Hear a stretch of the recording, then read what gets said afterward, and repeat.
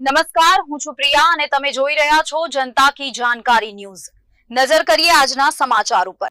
નલિયામાં મહારાણા પ્રતાપ સ્ટેચ્યુનું ખાતમુહૂર્ત, સામાજિક સમરસતાનો સંદેશ।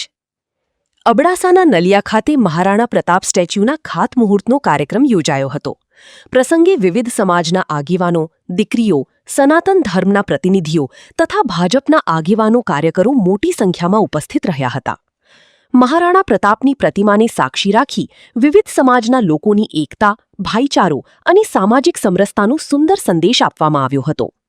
કાર્યક્રમમાં મહેન્દ્રભાઈ ભાનુશાલી, મધુકાંતભાઈ મહેશ્વરી, રામજીભાઈ કોલી સહિતના આગેવાનો સાથે અબડાસા તાલુકા ભાજપ પ્રમુખ જયદીપસિંહ જાડેજા, જિલ્લા ભાજપ મંત્રી પરેશભાઈ ભાનુશાલી અને યુવા ભાજપ પ્રમુખ હર્ષરાજસિંહ જાડેજા સહિતના આગેવાનો ઉપસ્થિત રહ્યા હતા।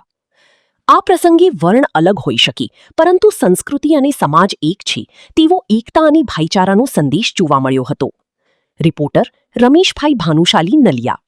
મહારાણા પ્રતાપ की આજે વીર અબડા અડબંગ દાદાની જન્મભૂમિમાં જેમણે સુમરીઓ માટે પોતાનું બલિદાન આપ્યું, એવી જ અખિલ ભારતીય સ્તરની એક વિભૂતિ મહારાણા પ્રતાપ, જેણે સમસ્ત સનાતન ધર્મ માટે સામે